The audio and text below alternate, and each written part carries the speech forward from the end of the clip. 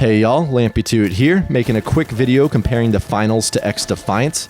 These are two free-to-play first-person shooter games that have come out in the past couple months, and I'm just such a huge fan of both of them. I wanted to make a video encouraging y'all to try at least one of them, if not both of them, if you haven't tried both already. Both of these games are free-to-play, so you have nothing to lose by giving them a go. And they're both so unique and so different from one another. The only thing they have in common, really, is how amazing they are. So if you don't like one of them, you're almost guaranteed to like the other.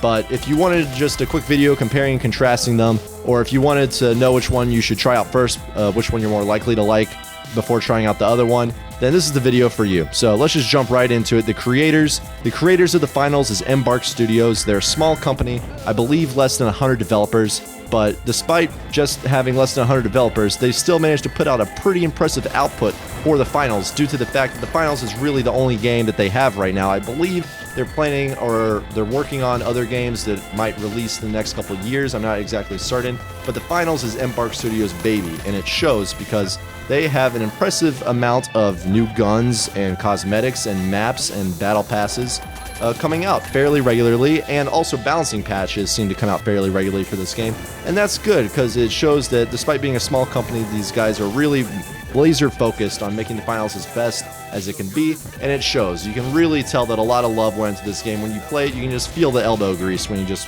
walk around the map. Like the game is really cool. It's so unique and it feels nice.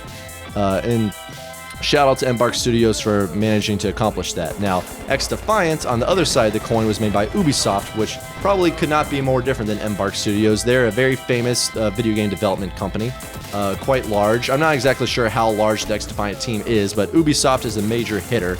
But I believe this might be their first-person shooter game, or at least their first major one in a long time. But that should not put y'all off, because the actual developers they have working on the game, this is not their first time around the block when it comes to first-person shooters. They have Mark Rubin, as well as other less famous developers working for them that used to work for Infinity Ward during the MW2 COD 4 days, and it shows. Xdefiant feels a lot like an old-school Call of Duty game, and if that is a feeling that you've missed in the gaming industry for a long time, if you've kind of gotten sick of the new school Call of Duty has taken, then this is a nice little refreshing blast from the past.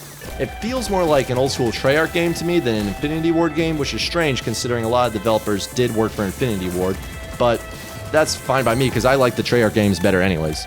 Alright, so the graphics, let's get into this. This is probably the largest disparity between them.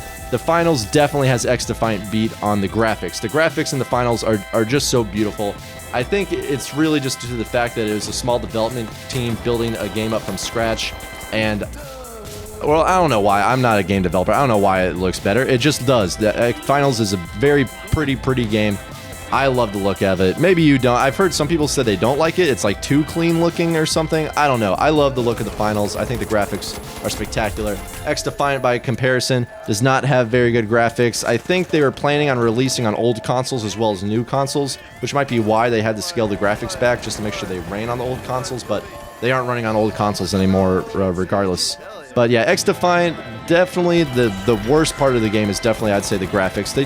They're not terrible. Like, they would have passed 5-6 years ago. If it was a PS4 game, the graphics definitely would have passed. It's just in the PS5 next-gen era, they feel a few years behind. But that's okay, because first-person shooters, like, the graphics are probably the least important part of it, honestly. Especially if you want it to feel like an old-school COD. Like, what better way for it to feel like an old-school COD than to have old-school graphics, right? So let's go right into the gameplay then. We'll start off with Xdefiant this time. Xdefiant is just a standard, classic Call of Duty style. If you've played a Call of Duty game in the past 10 years, you probably know what this game is going to feel like. It's got good gunfights, it's got weapon attachments, you rank up your weapons through grinding out the game. They got all the old school game modes from Call of Duty that you know and love. They got TDM, Kill Confirmed, Domination, Hardpoint, and they also have an Escort mode, which, I mean, I'm sure that's been in Call of Duty in the past, but that's also just a staple of first-person shooters in other games. So if you've played a shooter game at any time in your life, you've probably have a good idea for what Xdefiant is going to feel like. It's an arcade shooter. It's not destructible environment. It's just simple, clean, bare bones. If you are a fan of just the first-person genre, I think you're going to love this game because it's not trying anything too fancy.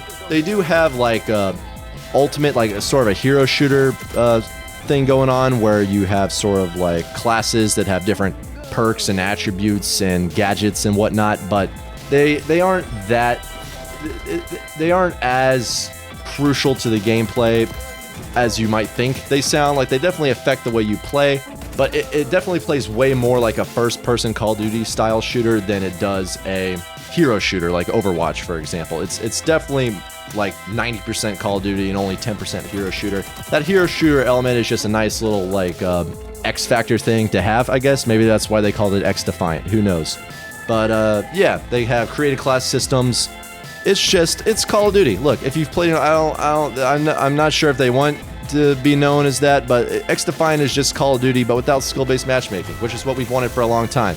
Part of the reason also why it feels like an old school Treyarch Call of Duty instead of an Infinity Ward one to me is the maps. The maps are, lots of them are just classic 3-lane, you know, not like realistic environments or whatever. It's like good arcade shooter maps. Like, you're gonna have a good sense for the flow and the spawns. I've heard people say the spawns were bad, but I haven't really noticed that. Well, that's not true. I did notice one game that I played in the past couple of weeks where the spawns were pretty bad, but overall, I think they might have worked that out already. So, yeah, it feels like an old school Treyarch Call of Duty game. If you like that, then you know exactly what I'm talking about already. The Finals, on the other hand, is the complete opposite of Xdefiant. I don't think I've ever played any shooter game that played or felt like the Finals before, except like maybe Apex Legends. It's kind of got like the same kind of movement feel that Apex Legends had, but it's a completely destructible environment. It's almost like if Apex Legends and like, I don't know, Battlefield Bad Company or something had a baby, but it doesn't play like any shooter game really I've ever played before. And the main game mode of the game, they have a couple different ones, but they only really have 4 to 5. That's like one thing I will say is the Finals has way less game modes than Xdefiant, so if like a variety of game modes is important to you, then Xdefiant might be the one that you go for. But the Finals is really all about honing and really fine-tuning the couple of game modes that they do have, the main one being Cash Out.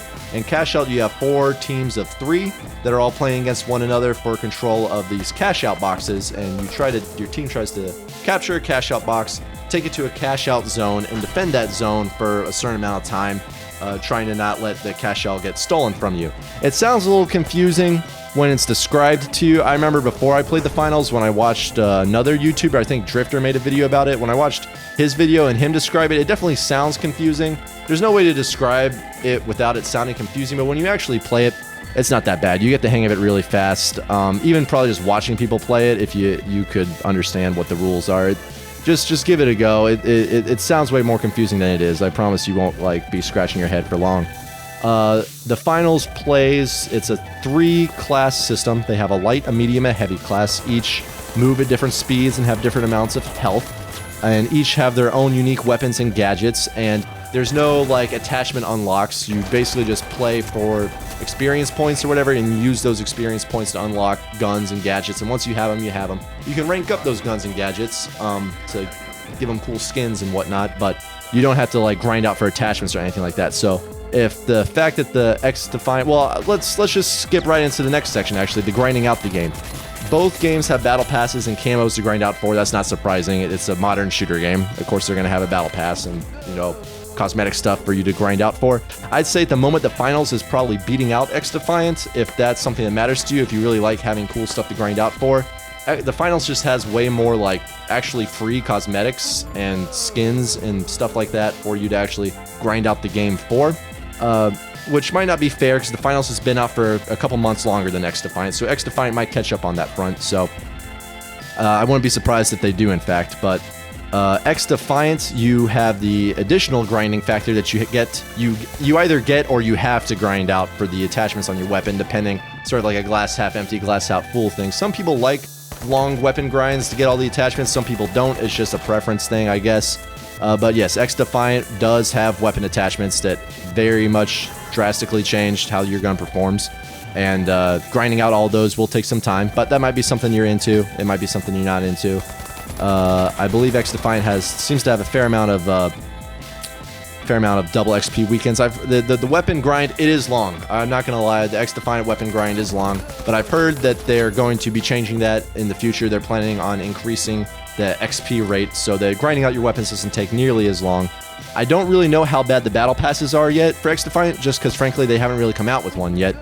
The Finals battle pass I was able to complete surprisingly fast, way faster than a Call of Duty one.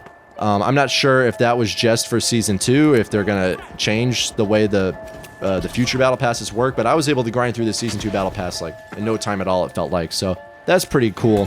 Just because I like being able to get everything. I don't want to have to like log in all the time. I don't want to have to worry about if I'm going to get to the end of the battle pass. If I paid for it, I want to be able to get through it like without having to put like crazy amount of time into it. So that's pretty nice on the finals part, especially if you complete the daily challenges. Those daily challenges in the finals are worth so much XP. If you log in just like once or twice a week and just complete those 3 daily challenges, you're going to be leveling through that battle pass fairly fast. So that's basically all the main aspects of it. So let's just sort of sum up everything. This is such a cool year for shooter games. It's like a yin and the yang kind of thing. We have 2 shooter games that are, the only thing they have in common is just how excellent they are, in my opinion. Other than that, their playing style is just so unique and different from one another that, like, if you don't like one, you're definitely gonna like the other. And if you love both like I do, it's just been so cool being able to play one until I feel burnt out on it and then just switch to the other one. And it's like a breath of fresh air. It's like, I feel like a kid in a candy store. I feel like this is like, it was a little bit before my time. I was alive, but I was playing Call of Duty Zombies. You know, I wasn't into shooter games yet. But this must have been what it felt like when like Halo and Call of Duty were really like popular at the same time. This must have been what it felt like to have like 2 really cool shooter games, both be amazing, like at the exact same time, and they're both free to play. So you have no reason to not try both.